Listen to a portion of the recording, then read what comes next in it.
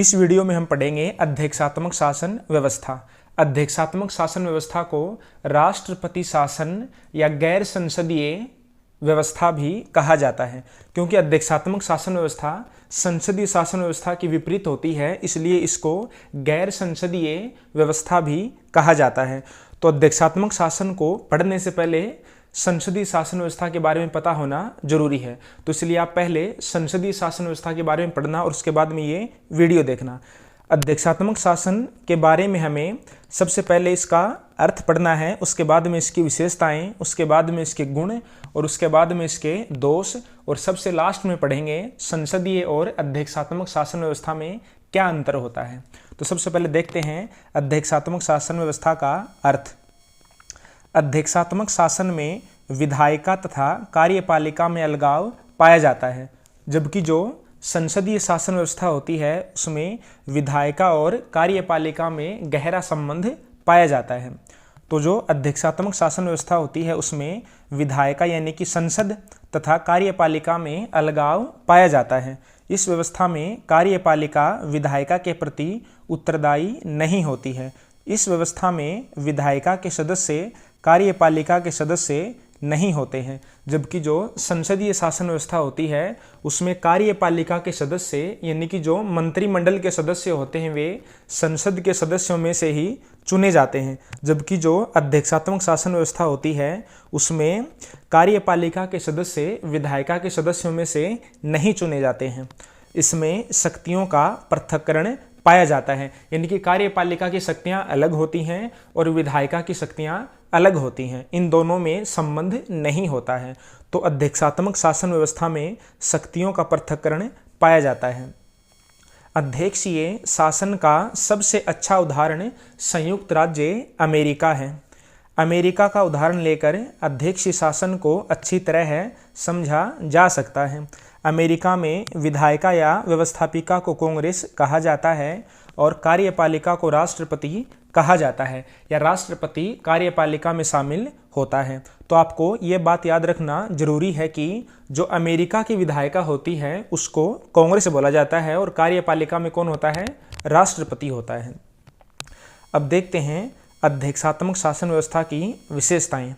अध्यक्षात्मक शासन व्यवस्था में नाममात्र तथा वास्तविक प्रमुख के बीच कोई अंतर नहीं होता है। नाममात्र का प्रमुख ही वास्तविक प्रमुख होता है, जैसे अमेरिका का राष्ट्रपति।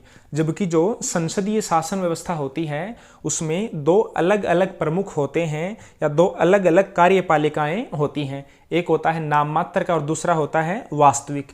जबकि जो अध्यक्षात्मक शासन व्यवस्था होती है उसमें नाममात्र का प्रमुख तथा वास्तविक प्रमुख दोनों एक ही होते हैं। अब देखते हैं इसकी दूसरी विशेषता। इस शासन व्यवस्था में कार्यपालिका विधायिका के प्रति उत्तरदायी नहीं होती है, यानी कि जो राष्ट्रपति होता है वह कांग्रेस के प्रति उत्तरदायी नहीं होता है। जबकि संसदीय शासन व्यवस्था में कार्यपालिका यानी कि जो मंत्रिमंडल होता है वह विधायिका यानी कि संसद के प्रति उत्तरदायी होता है।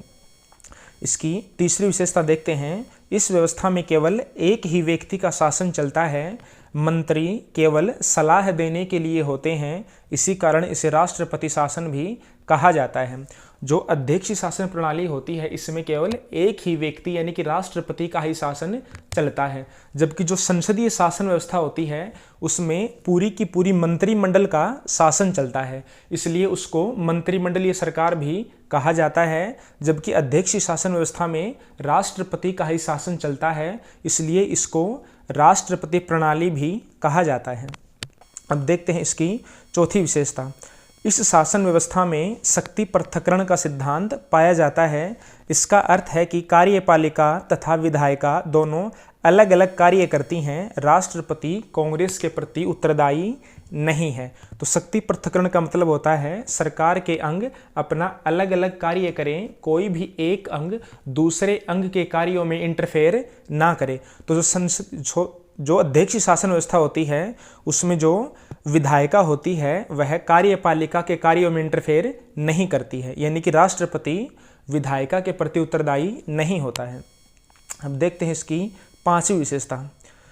इस व्यवस्था में अकेले राष्ट्रपति ही शासन करता है और वह कांग्रेस के प्रति उत्तरदायी भी नहीं होता है। यानी कि जो राष्ट्रपति कुछ भी कार्य कर सकता है वह कांग्रेस के प्रति उत्तरदायी नहीं है, इसलिए वह तानाशाही कर सकता है। इस तानाशाही को रोकने के लिए नियंत्रण तथा संतुलन का सिद्धांत अपनाया जाता है। नियंत्रण तथा संतुलन का मतलब होता है कि सरकार के अंग एक दूसरे को इस प्रकार नियंत्रित करें कि कोई भी एक अंग तानाशाही न कर पाए, उसको बोलते हैं नियंत्रण तथा संतुलन का सिद्धांत। तो जो राष्ट्रपति होता है उसको कांग्रेस हटा तो नहीं सकती है, लेकिन कांग्रेस उसकी शक्तियों पर कुछ नियंत्रण अवश्य रखती है।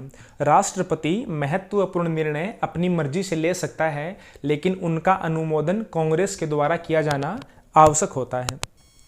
तो ये तो हो गई अध्यक्षात्मक शासन की विशेषताएं। अब देखते हैं अध्यक्षात्मक शासन के गुण। तो जो सबसे पहला गुण है वो यह है कि इस शासन व्यवस्था में कार्यपालिका विधायिका से स्वतंत्र रहती है, अर्थात कार्यपालिका विधायिका के प्रति उत्तरदायी नहीं होती है। विधायिका कार्यपालिका को पद से नहीं हटा सकती है। अतः जो कार्यपालिका होती है या जो राष्ट्रपति होता है वह स्वतंत्र रूप से कार्य कर सकता है। इसका दूसरा गुण है, इस व्यवस्था में कार्यपालिका के सदस्य विधायिका के सदस्यों में से नहीं चुने जाते हैं। यानी कि जो कार्यपालिका के सदस्य होते हैं वे विधायिका के सदस्यों में से नहीं चुने जाते हैं, जबकि जो संसदीय शासन व्यवस्था होती है उसमें कार्यपालिका के सदस्य संसद के सदस्यों में से ही चुने जाते हैं। तो इस व्यवस्था में कार्यपालिका के सदस्य विधायिका के सदस्यों में से नहीं चुने जाते हैं। अतः कार्यपालिका में बाहरी योग्य व्यक्तियों को स्थान देकर कार्यपालिका की गुणवत्ता बढ़ाई जा सकती है। इसका तीसरा गुण है, इस शासन व्यवस्था में स्थिर कार्यपालिका पाई जाती है, क्योंकि विधायिका यानी कि जो अमेरिका की कांग्रेस होती है वह कार्यपालिका यानी कि राष्ट्रपति को समय से पहले नहीं हटा सकती है।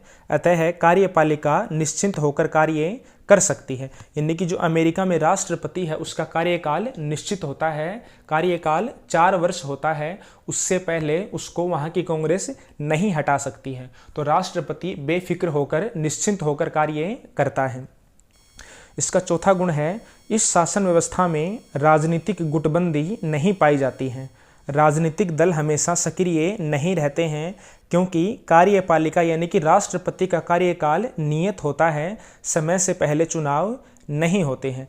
राजनीतिक दल तभी सक्रिय रहते हैं जब उनको यह आशा होती है कि कभी भी नए चुनाव हो सकते हैं, लेकिन जो अध्यक्षीय शासन व्यवस्था होती है उसमें कार्यपालिका का कार्यकाल नियत होता है, तो उसको समय से पहले नहीं हटाया जाता है। तो वहाँ पर राजनीतिक गुटबंदी भी नहीं पाई जाती है, राजनीतिक दल हमेशा सक्रिय नहीं रहते हैं। इसका जो 5वां गुण है वो यह है कि यह शासन व्यवस्था संकट काल के लिए सर्वाधिक उपयुक्त है। इसमें निर्णय त्वरित गति से लिए जा सकते हैं, क्योंकि निर्णय एक ही व्यक्ति यानी कि राष्ट्रपति द्वारा ही लिए जाते हैं। तो जहाँ पर एक ही व्यक्ति को निर्णय लेना हो वहाँ निर्णय करना आसान हो जाता है और त्वरित गति से निर्णय लिया जा सकता है। जबकि जो संसदीय शासन व्यवस्था होती है उसमें पूरे मंत्रिमंडल का शासन होता है, तो कोई भी निर्णय लेने से पहले पूरे के पूरे मंत्रिमंडल की सहमति आवश्यक होती है। तो संसदीय शासन व्यवस्था में निर्णय त्वरित गति से नहीं लिए जाते हैं, जबकि अध्यक्षात्मक में निर्णय त्वरित गति से लिए जा सकते हैं। अब देखते हैं इस व्यवस्था के दोष। तो पहला दोष है, यह शासन अनुत्तरदायी तथा निरंकुश होता है। राष्ट्रपति अपनी इच्छा से कोई भी निर्णय ले सकता है, कोई भी कार्य कर सकता है। वह अपने कार्यों के लिए विधायिका यानी कांग्रेस के प्रति उत्तरदायी नहीं होता है। यानी कि राष्ट्रपति कोई भी कार्य करे, अमेरिका की कांग्रेस या अमेरिका की विधायिका उसको समय से पहले नहीं हटा सकती है। अब देखते हैं इसका दूसरा दोष। इस शासन प्रणाली में सरकार के अंगों के मध्य सहयोग का अभाव पाया जाता है। इस कारण शासन में मतभेद तथा गतिरोध उत्पन्न हो जाता है।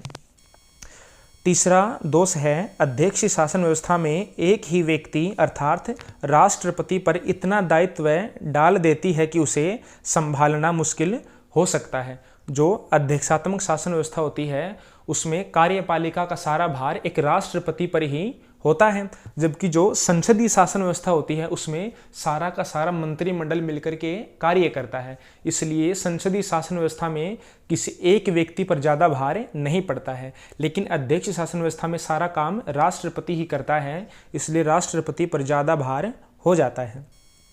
इसका चौथा दोष है, इस व्यवस्था में राष्ट्रपति और विधायिका दोनों का कार्यकाल निश्चित होता है या नियत होता है, इस कारण वे जनता के प्रति उतने संवेदनशील नहीं होते हैं, क्योंकि राष्ट्रपति और विधायिका यानी कि कांग्रेस, इन दोनों को पता होता है कि एक बार चुन लिए जाने के बाद उन्हें कोई पद से नहीं हटा पाएगा, इसलिए वे जनता के प्रति उत्तरदायी नहीं रह पाते हैं। अब देखते हैं संसदीय तथा अध्यक्ष शासन व्यवस्था में अंतर। तो इसमें अंतर तो बहुत से अंतर हम अभी तक देख चुके हैं, मैं साथ साथ अध्यक्ष भी बताता आया हूँ और संसदीय शासन व्यवस्था भी बताता आया हूँ, लेकिन यहाँ पर कुछ 2-4 अंतर अलग से हैं, वो देख लेते हैं। पहला अंतर है, संसदीय व्यवस्था में 2 प्रकार के प्रमुख यानी कि 2 प्रकार की कार्यपालिकाएं पाई जाती हैं। एक होती है नाम मात्र की कार्यपालिका तथा दूसरी होती है वास्तविक कार्यपालिका, जबकि अध्यक्ष शासन व्यवस्था में एक ही प्रमुख पाया जाता है, जैसे अमेरिका में राष्ट्रपति। तो जैसे भारत में तो 2 प्रकार के प्रमुख होते हैं, एक राष्ट्रपति यानी कि नाम मात्र का प्रमुख, और जो भारत की प्रधानमंत्री और मंत्री परिषद होती है वो क्या होती है, वास्तविक प्रमुख। जबकि अध्यक्ष शासन व्यवस्था वाले देश यानी कि अमेरिका में केवल एक ही कार्यपालिका पाई जाती है और वो है राष्ट्रपति। हम देखते हैं दूसरा अंतर, कार्यपालिका संसद के प्रति उत्तरदायी होती है, यानी कि जो संसदीय शासन व्यवस्था होती है उसमें जो संसद होती है, जो विधायिका होती है, वह कार्यपालिका के प्रति उत्तरदायी होती है। कार्यपालिका विधायिका के प्रति उत्तरदायी होती है, लेकिन अध्यक्षीय प्रणाली में कार्यपालिका विधायिका के प्रति उत्तरदायी नहीं होती है। अब देखते हैं तीसरा अंतर, संसदीय प्रणाली में कार्यपालिका के सदस्य संसद के ही सदस्य होते हैं, यानी कि जो संसदीय शासन व्यवस्था होती है उसमें जो मंत्री होते हैं या जो मंत्रिमंडल के सदस्य होते हैं वे संसद के सदस्यों में से ही चुने जाते हैं, जबकि अध्यक्षीय प्रणाली में कार्यपालिका के सदस्य संसद के सदस्य नहीं होते हैं। चौथा अंतर है, संसदीय शासन में मंत्रिमंडल का शासन चलता है, जबकि अध्यक्ष प्रणाली में एक ही व्यक्ति यानी कि राष्ट्रपति का शासन चलता है। तो ये हो गई अध्यक्षीय और संसदीय शासन व्यवस्था में अंतर।